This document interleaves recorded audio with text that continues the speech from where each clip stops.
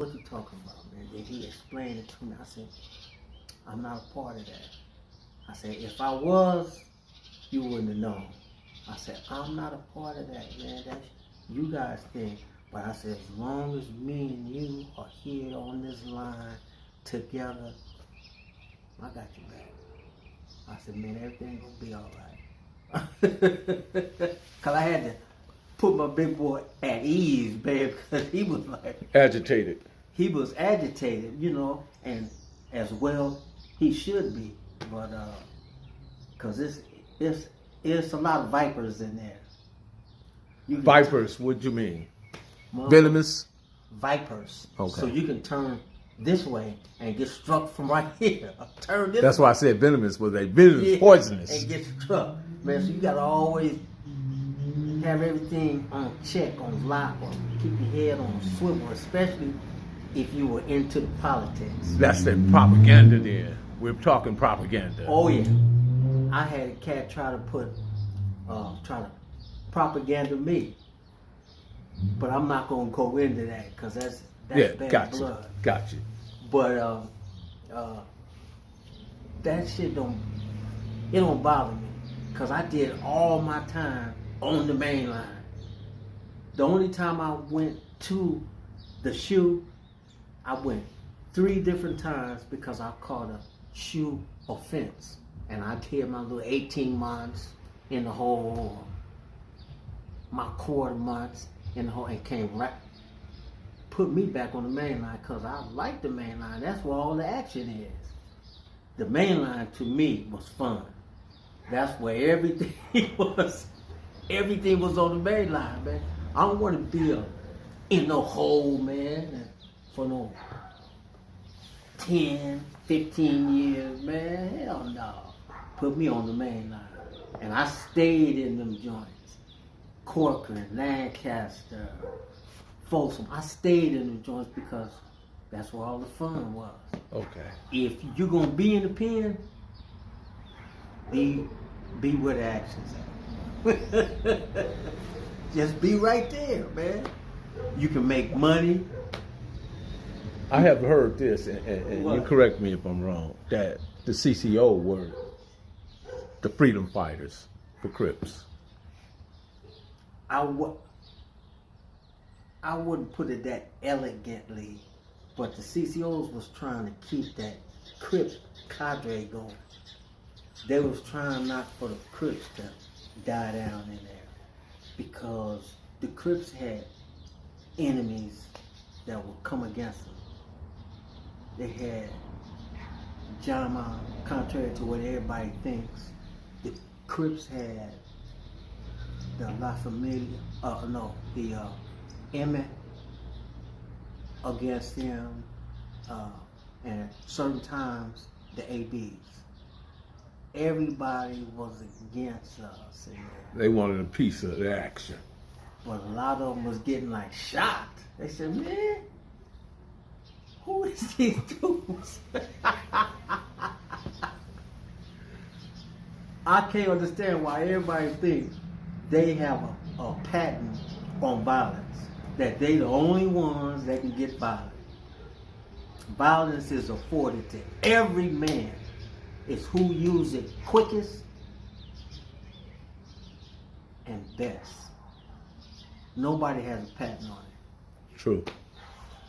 We used to shock them, man. They used to be, damn, you motherfuckers. Rightfully so, though. Yeah. Survival. Huh? It's survival. Survival. Because I'm not going to let nobody run no iron up in me. And then that's it. You got to come and really work for it, man. You got to work for it, man. And, you know, I'm not a bad dude. No. But I want to live. Mm-hmm. So I'll always stay on point with my exercising, everything. I studied, I kept my mind sharp, and I didn't use drugs because I knew if I would start using drugs, that knock you off your game. And one day, somebody will knock you out the game. So I just stayed sharp, stayed focused, because I didn't know when them Yankees were going to, let me out of there. I'm in there for 5 years, and next thing I know, 10 years, next thing I know, 15 years. I said, damn, I ain't never going home. And then 20 years, 25 years, I said, oh shit, I might as well just kick back up in here. 30 years came. I said, oh man. Time just kept Time just kept flying man. around. Yeah, but you have to stay down. You can't rest until you get in your cell. When you get in your cell, that's why I always wanted to have the right fucking cellie. Because once I'm in the cell, that's my solace. That's my sanctuary. That's why I pray at, I study at. So I always had my cell always was on a peaceful tip. Because who's ever in there with me, we not going to talk politics, none of that crap. That's outside the door. We'll deal with that later. That was my peace. That's why I look like I'm like 15 years old. Because I didn't worry about nothing. I didn't worry about nothing, man. There you go. I just kept pushing, man. There you go. Yeah. You had dudes in there who stressed out their minds and stuff. I said, don't worry about it, man. Wait until it comes. Just get ready. You can't change nothing by just worrying and worrying. That just wasn't me. My thing was push ahead. Fill your time with studying and stuff like that. Learning things that you don't know. And actually, jail did me some good. It did me a lot of good. Explain. Had I would have stayed out and not went to go do that fictitious life sentence, because I got life for a murder that I didn't do. They eventually sent the guy up that did the murder. And they sent me up too, because they said I was like a nuisance. I was public enemy #1 and all this stupid crap, right? Because this is Compton PD. So they hitched me up with that murder. So I'm in there doing a life sentence for something I didn't do. And I kept writing these so-called black leaders and all that. And they said, well, we can't help you because you weren't a good citizen. How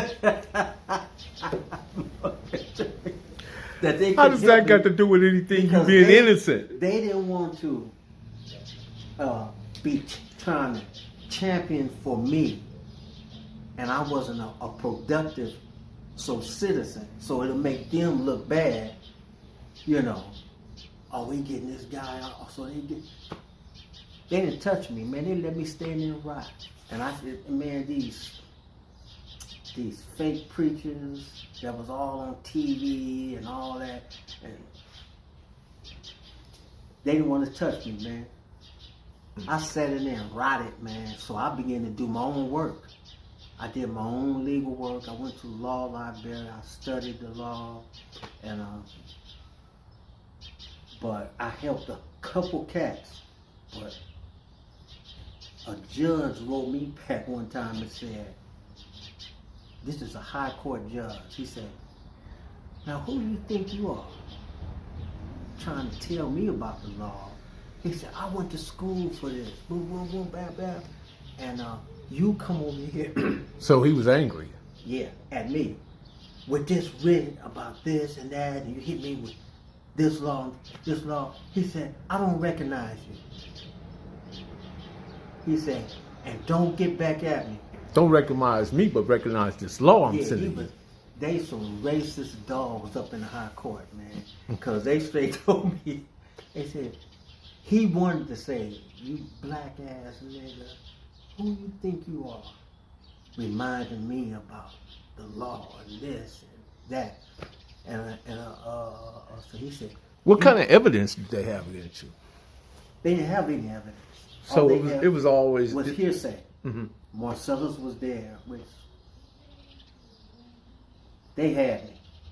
They fixed it where I could not get a man. I remember a judge, he told me, he said, yeah, Mr. Robinson, look like you got a raw deal. He said, but by the time you unravel this, that whole life sentence will be done. That's what he said. That's what he said, man. And I remember the judge's name. He's dead now. He died of some kind of butt cancer or something. Yeah, but he straight told me that, man. Was he lying? No. By the time I unraveled it, I had done the whole thing. What was the full sentence you did? I did 31 years. Yeah, I guess, that's definitely a life sentence. Yeah. That's five, actually 6 over with what they say is life. 25 is life, right? Well, the sentence that I had was 17 to life. Oh, really? And, you know, I caught a few cases in there and stuff. That comes along with being in the penitentiary. You're going to catch some time. You're going to do something, or you're going to have to do something or defend yourself. That comes along with doing that much time. It's going to happen. Feel me? I shouldn't have been in there in the first place, and then I wouldn't have had caught that time. It was dirty. There's some dirty Yankees, man. How did you feel when they told you were going home? How did that? Oh, that was, I had been denied like 8 times. Mm-hmm.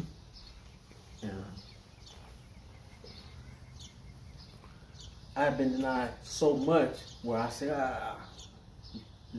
let me go to the board so they can use up all of their excuses. So they won't be using these excuses on my next board. So I always went so they can just use everything against me. Because I went to school, man, I did everything. I had everything. Everything I needed to have, I had. But they didn't want to let me out because they said, you know how they put stuff in your jacket that you this and that. When they see that you a minority that can think,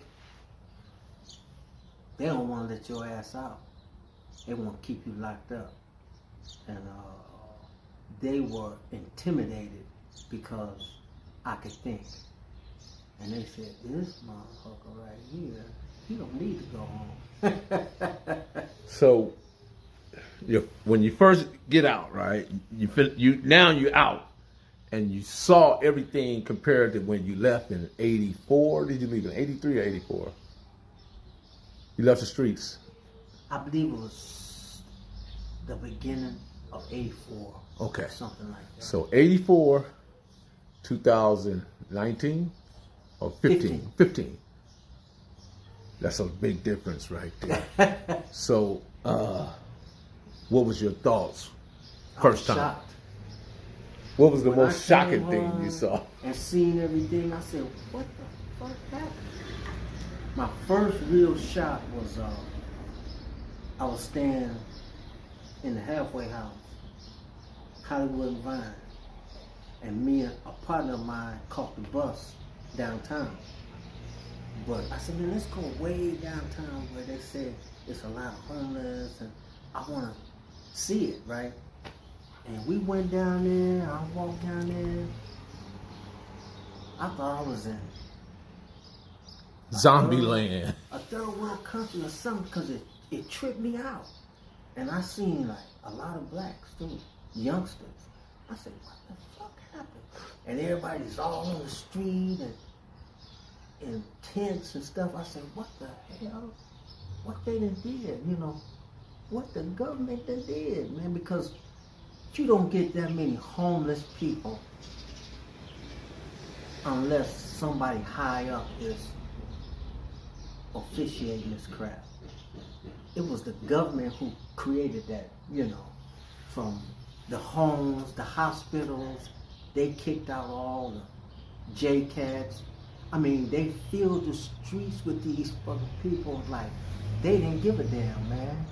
See, what they thought was everybody was gonna die off in that first year or two, but it's kept accumulating, because the government is the one who fix the houses and stuff where everything is out of your reach, and they don't pay you.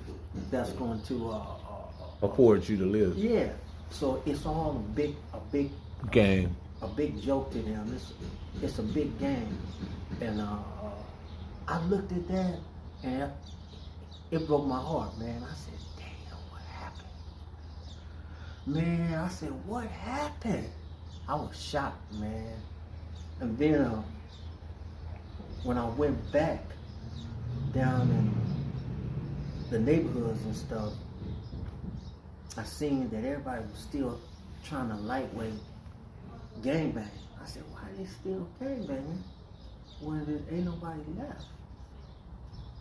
On every street, everywhere I seen, it was Mahindas. It was Mahindas. That's all I seen. I said, where all these Mexicans come from? But they're from Guatemala, Mexico. They're from everywhere. They just took over everything, all the businesses. When I went into the DMP, it was Hispanic. When I went into every agency to get my Social Security, it's Hispanic. I said, what? So where the blacks at? I said, it ain't no blacks nowhere. You was in a future shock, bro. I said, what happened? That messed me up, man. Mm-hmm. And then I seen that the blacks is still killing each other. I said, this is crazy, man. So here's the part where we come to what can we at this point offer these kids, and if we can offer them something to change the direction that we're going in now. What would that be for you? Well, you can't talk nobody out of nothing unless you replace it with something else. Mm-hmm. You can't talk him out of doing this and doing that if he can't get something that's going to reciprocate that. You know, so until you have something to exchange with, you can't say nothing to him. The only ones that you can talk to is the real young ones, elementary, them. Well, they corrupted, yeah. Because a lot of these youngsters now, they don't want to hear that shit. Even from me, they don't want to hear that, man. You can see it. You Marcellus though. Yeah, shit. They'll gun me down, man, if they had to. Well, just say, man, we gonna go ahead and lock the door, man.